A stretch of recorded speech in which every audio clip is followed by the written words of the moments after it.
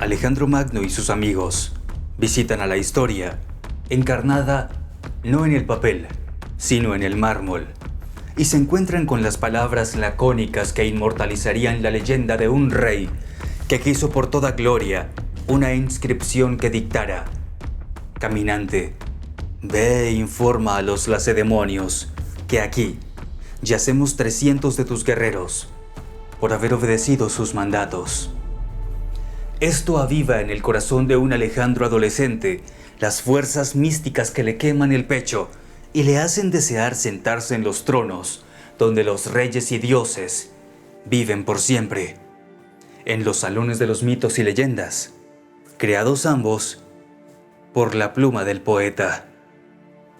Con esto, damos paso al capítulo de este audiolibro.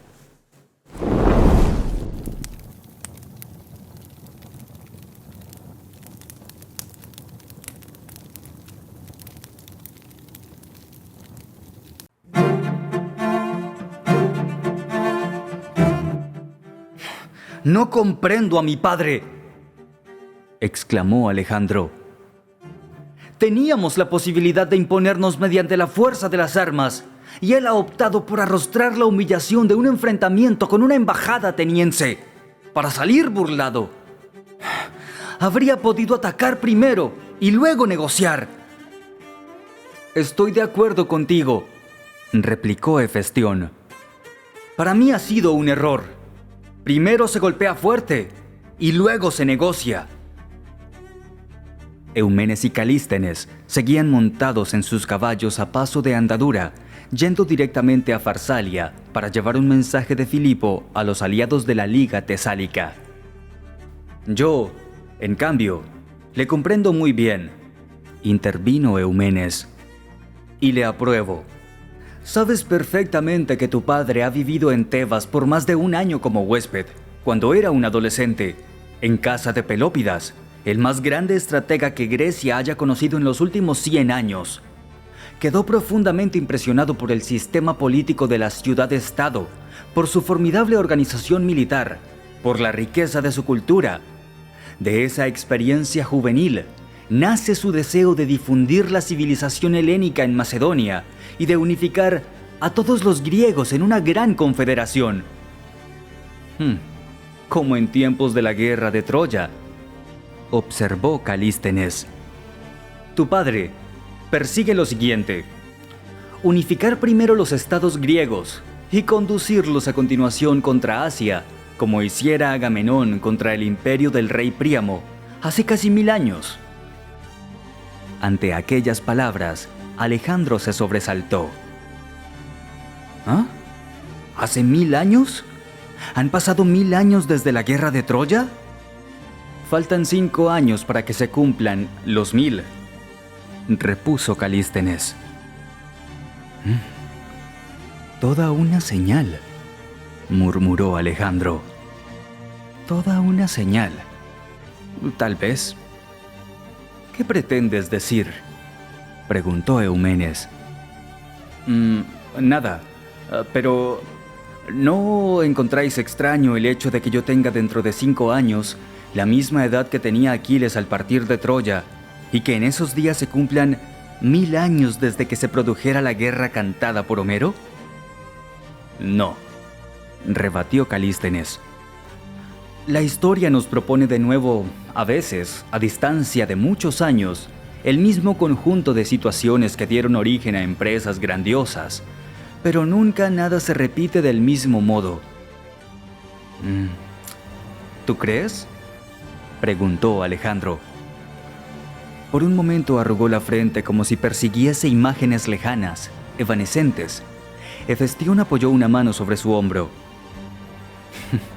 «Yo sé en qué piensas, Alejandro, y cualquier cosa que decidas hacer, a donde quiera que vayas, yo te seguiré, incluso a los infiernos, incluso al fin del mundo». Alejandro se volvió hacia él y le miró a los ojos. «Lo sé, Hefestión», dijo.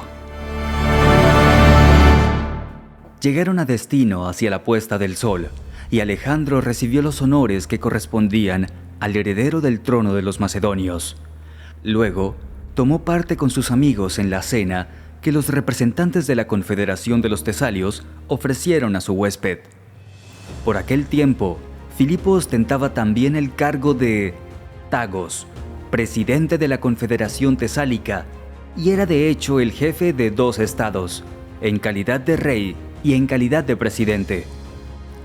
También los tesalios eran formidables bebedores, pero durante la cena, Eumenes no probó el vino y aprovechó la ocasión para negociar la compra de una partida de caballos con un noble y un gran terrateniente completamente borracho, logrando unas condiciones de compra y de pago extremadamente ventajosas, tanto para sí como para el reino de Macedonia. Al día siguiente, una vez concluida la misión, Alejandro partió de regreso junto con sus amigos, pero cuando apenas había recorrido un trecho del camino, se cambió de ropas, despidió a la guardia y tomó el camino que llevaba al sur. «Alejandro, ¿a dónde te diriges?», preguntó Eumenes sorprendido por aquel imprevisto comportamiento. «Yo voy con él», dijo Hefestión. «Sí, pero ¿a dónde?». «Vamos a Áulide», repuso Alejandro. «El puerto del que zarparon los aqueos para la guerra de Troya», comentó Calístenes sin inmutarse. «¿Áulide? ¡Áulide! ¡Pero estáis locos! Áulide está en Beocia, en pleno territorio enemigo». «Pero yo quiero ver ese lugar, y lo veré», afirmó el príncipe. «Nadie reparará en nosotros». «Repito, estáis locos», insistió Eumenes. «Claro que repararán en vosotros. Si habláis, notarán vuestro acento, y si no habláis, os preguntarán por qué no lo hacéis. Además, tus retratos han sido difundidos en docenas de ciudades, Alejandro, y si te apresan, te das cuenta de las consecuencias. Tu padre tendría que pactar, renunciar a sus proyectos, o en el mejor de los casos, pagar un rescate que le costará como una guerra persa. No, yo no quiero tener nada que ver con esta locura. Yo ni siquiera he oído hablar de ello. Mejor dicho, ni siquiera os he visto. Os habéis ido vosotros en silencio antes del amanecer». «Está bien», asintió Alejandro. «Y descuida. No son más que unos pocos cientos de estadios en territorio beocio. En 2 jornadas vamos y volvemos. Si alguien viene a apresarnos, diremos que somos peregrinos que van a consultar el oráculo de Delfos». «¿En Beocia? Pero si Delfos está en Fócide». «Pues entonces contaremos que nos hemos perdido», gritó Hefestión espoleando a su caballo. Calístenes miraba ya a uno, ya a otro de sus compañeros de viaje sin saber qué decisión tomar. «¿Y tú, qué te propones hacer?», le preguntó Eumenes. «¿Yo? Bueno, si bien por un lado el afecto que siento por Alejandro me induciría a seguirle, por otro, la prudencia que sobre todo conviene a un...» «Entendido», cortó de modo tajante Eumenes. «¡Hey! ¡Deteneos! ¡Que Zeus os fulmine! ¡Deteneos!». Los 2 se quedaron clavados en el sitio.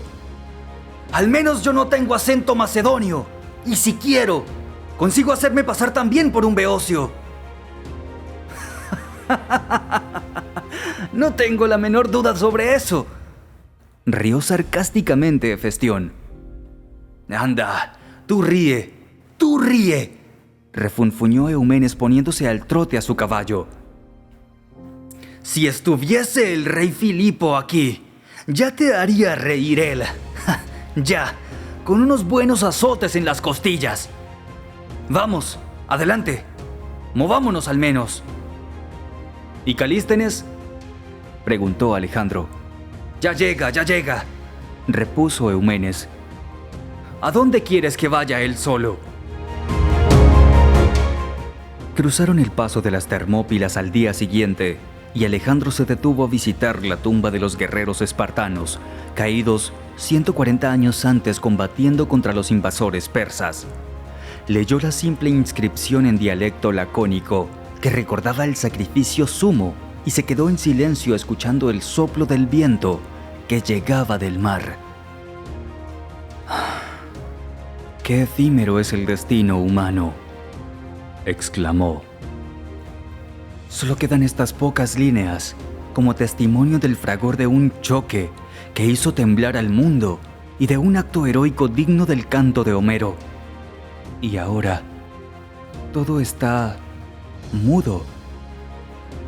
Atravesaron Lócride y Fócide sin ningún problema en un par de días y entraron en Beocia por el camino que discurría al lado del mar.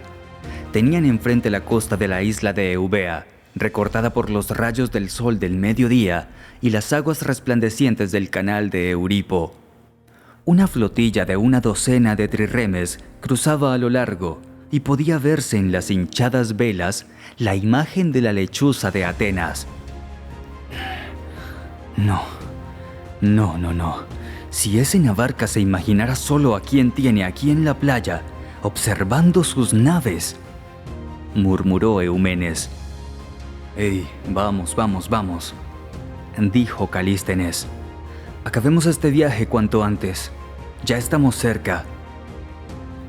Pero en su fuero interno, temía que Alejandro les pidiera que le acompañaran a alguna empresa más temeraria aún. La pequeña bahía de Áulide apareció de repente ante ellos cuando alcanzaron lo alto de la colina. Enfrente, en la orilla opuesta de la isla de Eubea, clareaba en lontananza la ciudad de Calcis. El agua era de un azul intenso, y el bosque de carrascas y de encinas que cubría las laderas de la colina llegaba casi hasta la orilla del mar, dando paso primero a unas matas bajas de mirto y de madroño, y luego a una estrecha franja de cantos rodados y arenas rojizas. No había nadie en el puerto del que habían partido las 1000 naves de los aqueos, tan solo la barca de un pescador que bogaba. Los 4 jóvenes se apearon del caballo y contemplaron en silencio aquel lugar semejante a otros 1000 parajes de la costa helénica y sin embargo tan distinto. Alejandro recordó en aquel momento las palabras de su padre cuando le sostenía de niño entre sus brazos en la galería del palacio de Pela y le contaba cosas de la lejana e inmensa Asia. «Pues, aquí no hay 1000 naves», observó Hefestión, rompiendo la magia de aquel silencio. «No», hubo de admitir Calístenes. «Pero, para el poeta, no podían ser menos.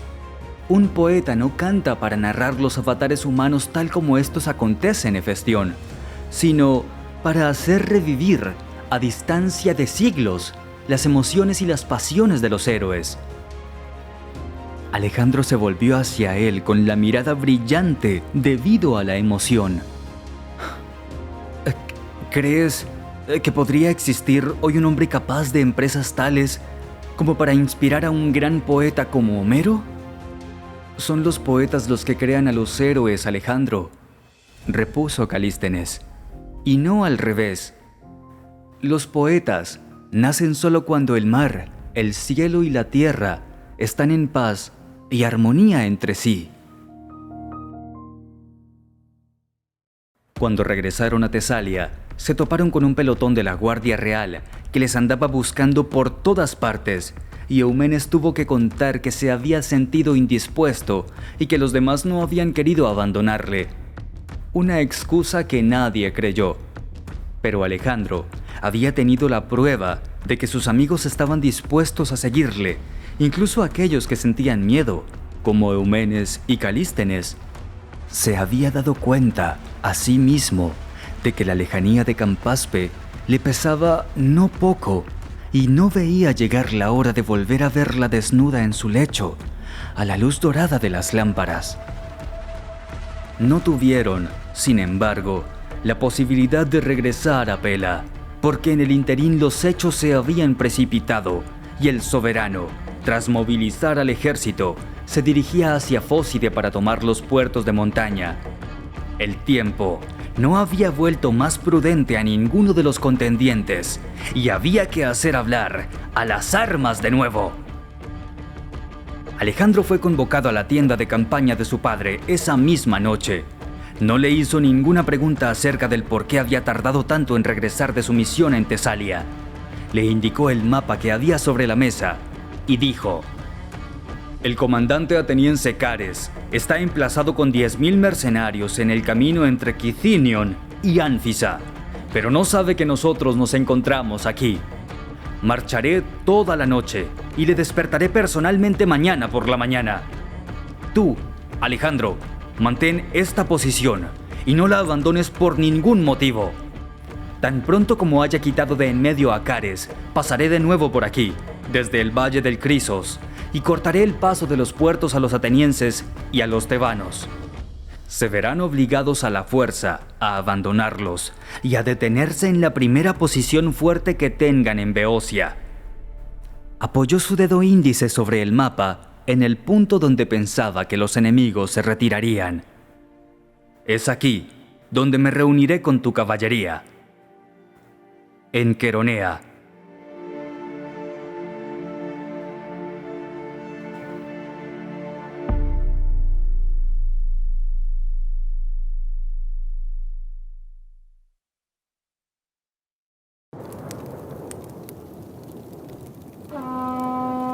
Audiolibro escuchas. Les invitamos a hacer esas llamas de fuego que multiplicadas puedan crear un incendio. Ayúdenos a compartir los frutos de nuestra dedicación con sus me gusta, suscribiéndose y activando las notificaciones y compartiendo nuestros audiolibros a seres queridos que los puedan disfrutar y sacar provecho.